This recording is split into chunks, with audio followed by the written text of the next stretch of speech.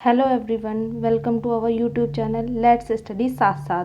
तो आज हम फिर से पॉलिटी के आर्टिकल्स पढ़ेंगे। इसकी एक वीडियो मैं पहले डाल चुकी हूँ अपने चैनल पर, प्लीज़ उसे देखिए और ये उससे आगे का पार्ट है। तो आज हम संविधान के पार्ट 3 से स्टार्ट करेंगे, जिसमें फंडामेंटल राइट्स हैं। तो हम स्टार्ट करते हैं, प्लीज़ जॉइन अस। भारत का संविधान भीमराव अम्बेडकर द्वारा लिखा गया था। चलिए अब हम स्टार्ट करते हैं। तो ये ऊपर के आर्टिकल्स जो भी लिखे हुए हैं पार्ट 1 और पार्ट 2 में, पार्ट 1 आर्टिकल आएंगे 1 से 4 तक और पार्ट 2 में आर्टिकल आएंगे 5 से 11 तक। पहले में राज्य के बारे में है और पार्ट 2 में नागरिकता के बारे में है। तो आज हम पार्ट 3 से पढ़ेंगे, जिसमें फंडामेंटल राइट्स आते हैं और जिसमें आर्टिकल 12 से 35 तक आते हैं। तो चलिए अब हम स्टार्ट करते हैं आर्टिकल 12 से। आर्टिकल 12, तो इसमें क्या है आता है, इसमें राज्य की परिभाषा दी गई है।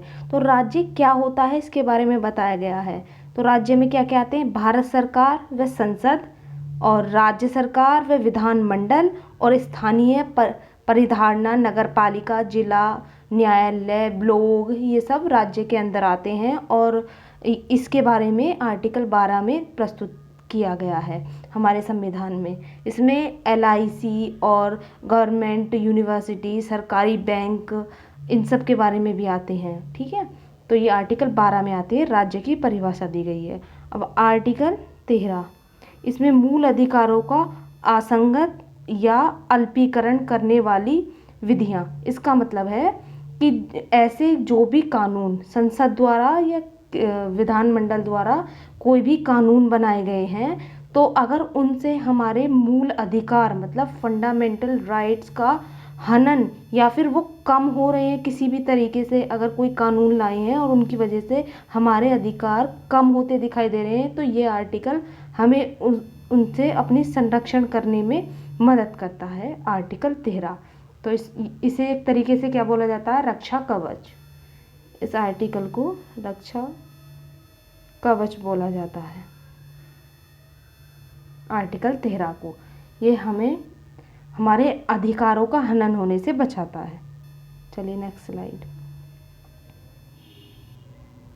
आर्टिकल 14, आर्टिकल 14 में क्या है, आर्टिकल 14 विधि के समक्ष समानता। तो आर्टिकल 14 में बताया गया है कि कानून के प्रति सब समान है और कानून का समान संरक्षण होगा। इसके बारे में बताया गया है कि कानून किसी को भी ऊंच नीच, पैसा या कोई अमीर गरीब इस हिसाब से नहीं देखेगा, कानून सभी के लिए समान है, ये बताया गया है। अब आर्टिकल 15 में धर्म, जाति, लिंग पर भेद का प्रतिषेध। तो इसमें क्या है, राज्य केवल कुछ ही आधार हैं जिन पर भेदभाव कर सकता है, बाकी किसी भी आधार पर लोगों में भेदभाव नहीं कर सकता। इस आर्टिकल के अनुसार राज्य धर्म, जाति, लिंग, मूल, वंश, जन्म स्थान आदि के आधार पर भेदभाव नहीं कर सकता है। ठीक है, और इसके कुछ सब आर्टिकल भी हैं, आर्टिकल A, B, C, तो वो अलग तरीके से। तो ए में क्या कहा गया है, ए में महिलाओं के लिए अगर राज्य चाहे तो महिलाओं और बच्चों के लिए निःशुल्क शिक्षा उपलब्ध करा सकता है, जो आर्टिकल 15 के ए सब क्लोज में कहा गया है कि महिलाओं और बच्चों के लिए कुछ विशेष प्रावधान कर सकता है। अब 15B के अंदर, 15B के अंदर क्या कहा गया है कि SC या ST के लिए विधानसभा में कुछ आरक्षण और OBC, SC और ST के लिए विद्यालयों में फीस की कमी। मतलब इस तरीके से होता है कि जनरल OBC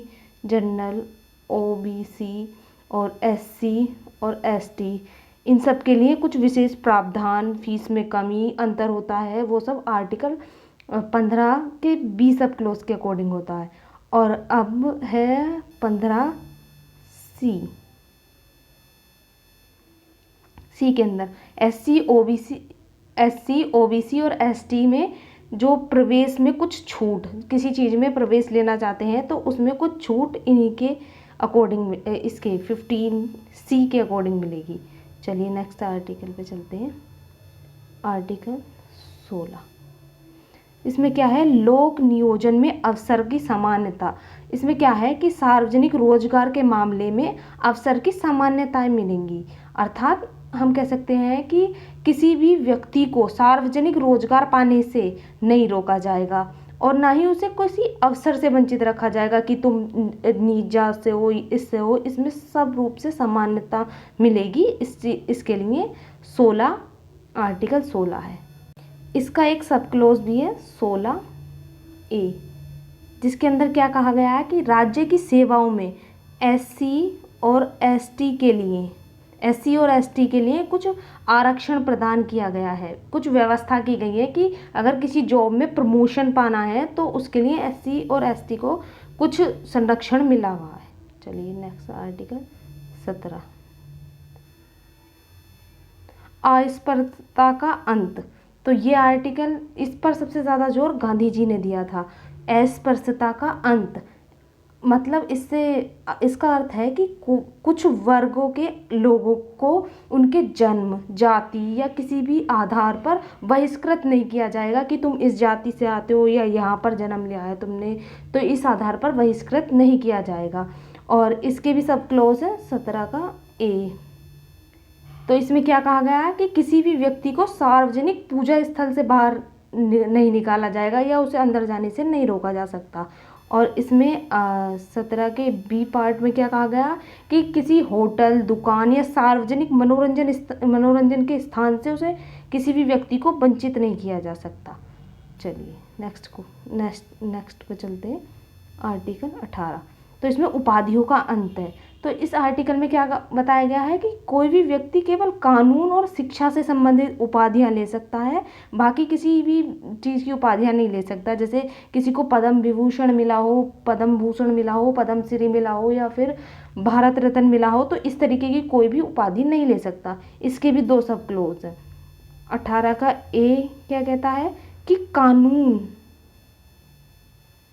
कानून संबंधी उपाधियां ले सकता है कोई व्यक्ति, या फिर शिक्षा संबंधी उपाधियां ले सकता है। और 18 के B में क्या बताया गया है, B सब क्लोज में, इसमें बताया गया है कि कोई भी जो अवार्ड मिला है उसके आधार पर कोई भी उपाधि नहीं लेगा। चलिए नेक्स्ट आर्टिकल 19, 18 से लेकर 14 से 18 तक आर्टिकल में समानता का अधिकार, हमें फंडामेंटल में हमें समानता का अधिकार मिलता है। अब आर्टिकल 19 आता है, 19, 20 और 21। इसमें क्या है, स्वतंत्रता का अधिकार मिलता है। आर्टिकल 19 में स्वतंत्रता का अधिकार मिलता है। इसमें 6 मूल अधिकार दिए गए हैं। कौन कौन से? नंबर 1, बोलने और विचार करने की स्वतंत्रता। किसी भी व्यक्ति को स्वतंत्र रूप से बोलने का अधिकार है, उसे अपने विचार रखने का अधिकार है।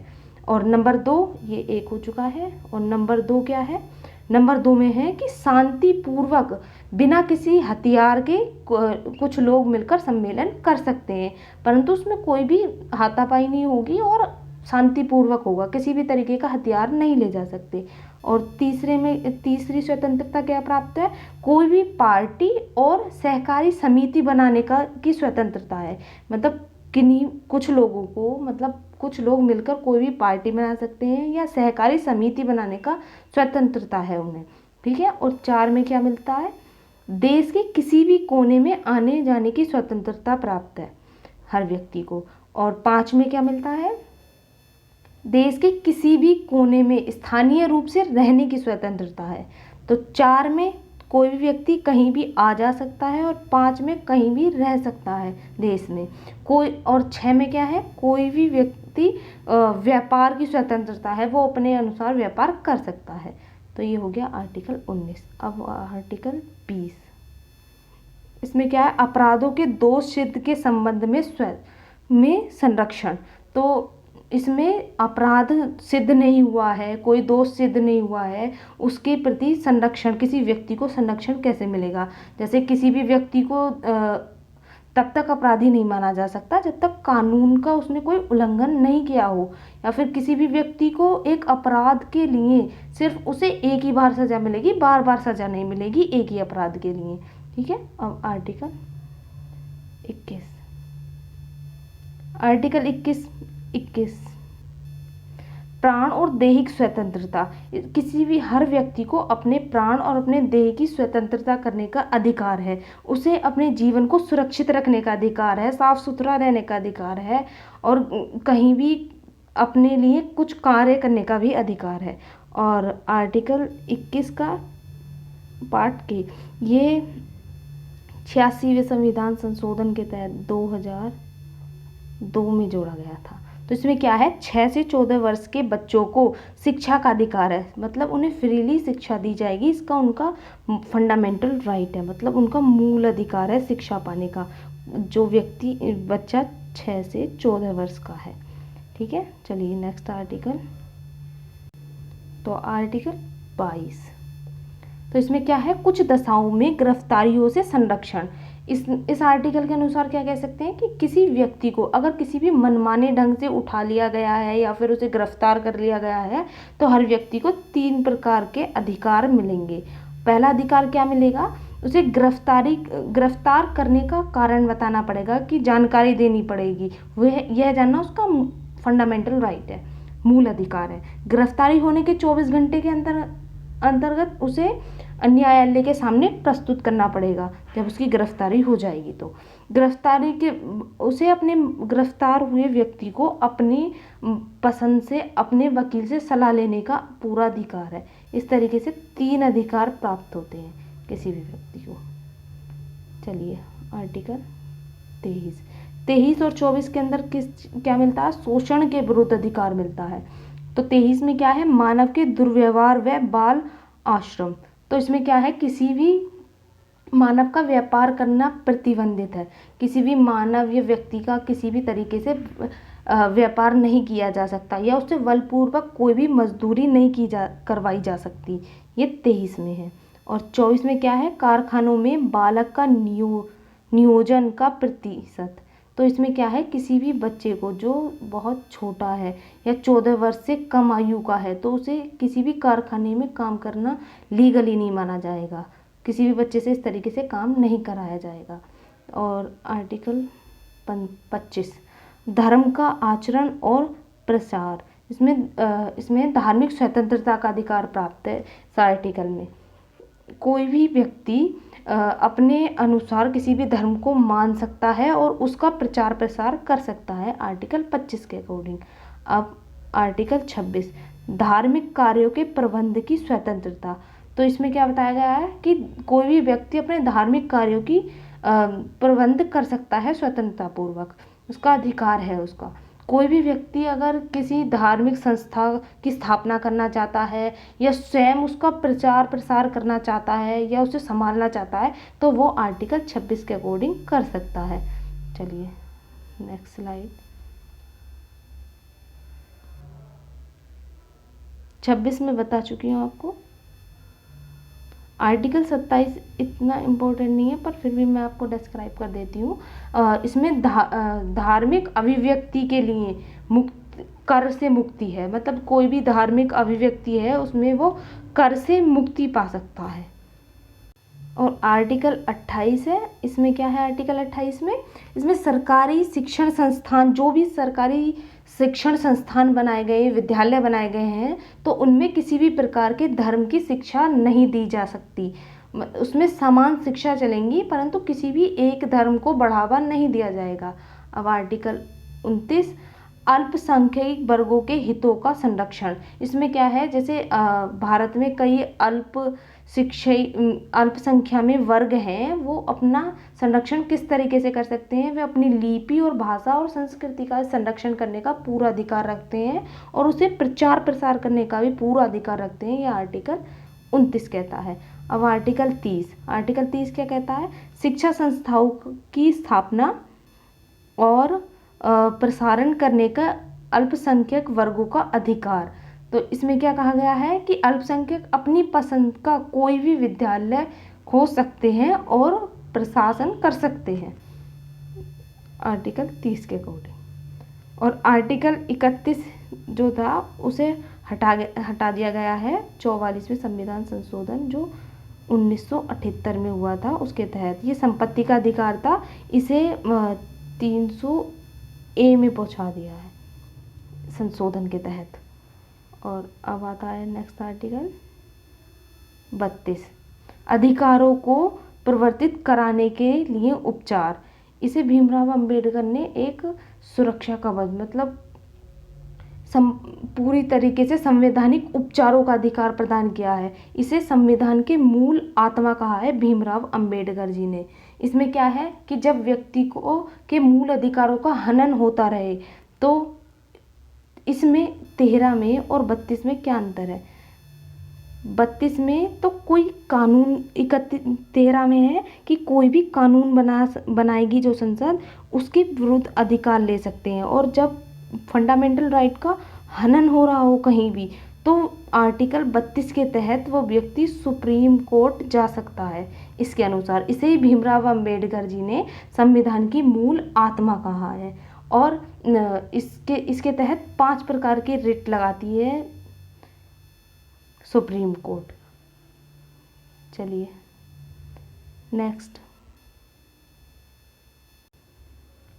नेक्स्ट पार्ट अब आ गया DPSP। राज्य के नीति निर्देशक तत्व। इसमें आर्टिकल 36 से 51 तक आते हैं, और इस पार्ट में मैंने जो इम्पोर्टेंट आर्टिकल्स हैं सिर्फ वो लिखे हैं। तो अब हम स्टार्ट करते हैं। चलिए आर्टिकल 36 से, इसके अंदर राज्य की परिभाषाएं दी गई हैं कि राज्य किस प्रकार अपना कार्य करेगा 36 के अंदर। और एक 39 भी इम्पोर्टेंट है, वो सॉरी मैं इसमें लिखना भूल गई हूँ। तो उसके अंदर क्या है, इसके अनुसार राज्य सभी के लिए समान न्याय और निःशुल्क कानूनी सहायता प्रदान करेगा। इसके अंदर आर्टिकल 39 के अंदर ये राज्य का कार्य होगा। और इसमें स्वास्थ्य की देखभाल के लिए और बच्चों के लिए खुशनुमा वातावरण भी तैयार करेगा। आर्टिकल 39 के तहत ये राज्य की रिस्पॉन्सिबिलिटी है, ये राज्य का कार्य है। चलिए नेक्स्ट आर्टिकल पे 40, ये सबसे इम्पोर्टेंट आर्टिकल है। और इसे ग्राम पंचायत का गठन होता है, इसके अकॉर्डिंग ग्राम पंचायत का संगठन होता है, और ये सबसे इम्पोर्टेंट है। और सबसे पहले ग्राम पंचायत कहाँ हुई थी? राजस्थान में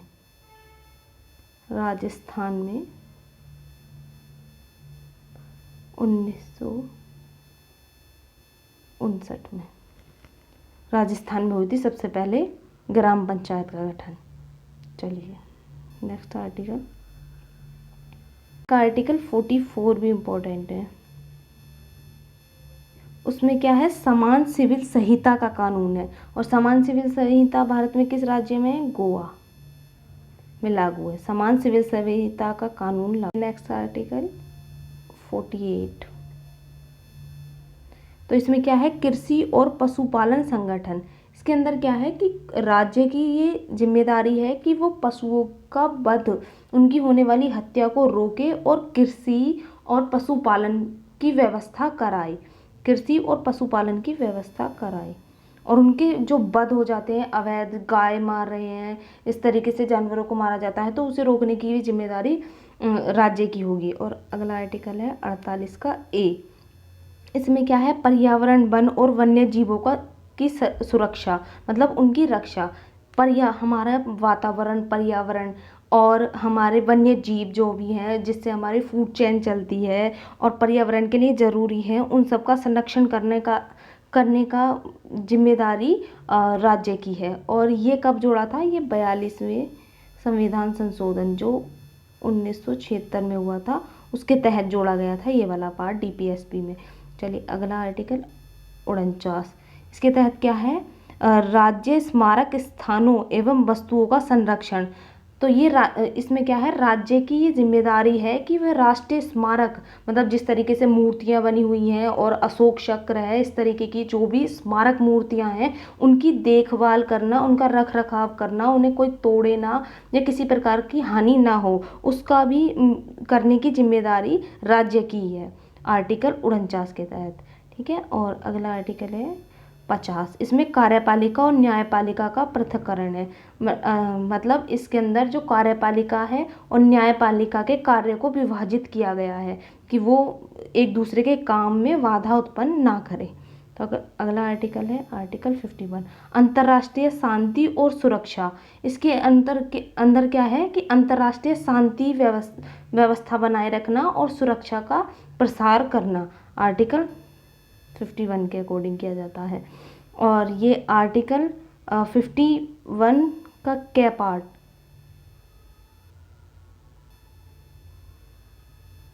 51 का के मतलब ए पार्ट। इसके अंदर क्या है, इसके अंदर ये 4th ए पार्ट में आते हैं, ठीक है, 4th पार्ट के ए पार्ट में आते हैं, जिसके अंदर क्या बताया गया है कि मूल कर्तव्य बताए गए हैं। जब 42वां संविधान संशोधन हुआ था तो सरदार स्वर्ण सिंह समिति के तहत व्यक्तियों के मूल कर्तव्यों को निर्धारित किया गया था। उस टाइम 10 मूल कर्तव्य बताए गए थे, और बाद में जब 86 संविधान संशोधन हुआ 2002 में, तब 11वां मूल कर्तव्य जोड़ा गया, जिसके अंदर 6 से 14 वर्ष के बच्चे को की शिक्षा के बारे में बोला गया था कि ये एक मूल कर्तव्य होगा। तो इस तरीके से 11 मूल कर्तव्यों को बताया गया है इसके अंदर।